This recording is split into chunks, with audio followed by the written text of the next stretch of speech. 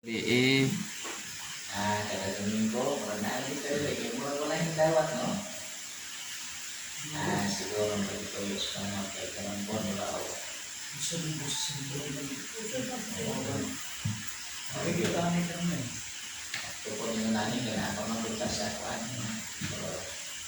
Para na minsay yung kuwan, yung pinagpapatiyo, diyan na lang sa pasalamat po sa Diyos sa pagka sa katao natin yung natinudaan ng Diyos ang pagkalimot. Sa unang panahon sa atong silang tubod, ang mabasahan din yun yan. Ang atong napilian, kuning ato ang atong bitunan karon ang magkapangan, ang pilian ako. Kuning sa katao na mangyatagon sa yung pinabuhin daw na minugmaon siya mga hatat.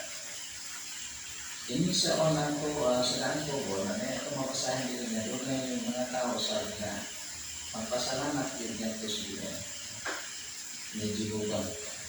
Kung sa unang panahon, ang ilang dalon, mga halat ko man, sa ilang panghalat o pasalamat, naanya ko sila, kumandya ko sa uling sintasi na mangyatago ang dalas mga halat na sinunok sa mabasahan ko sa kwan.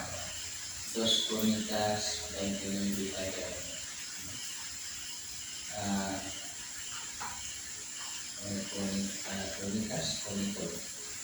Ano siya, no?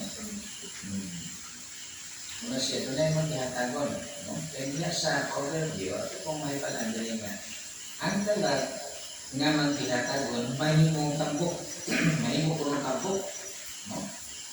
Nato pa ninyo, hindi ay ang maghihatagon, may tambok, kaya dalat mo. Kaya, ang dalat nga maghihatagon, mahimong tambok. Kung katong nagabisbis, nagabisibis, pagabibisan sa iyang kaugalingon. Murag pinakalaman niya murag hindi nga pulo. Ang dalat mo nga mangyatagon,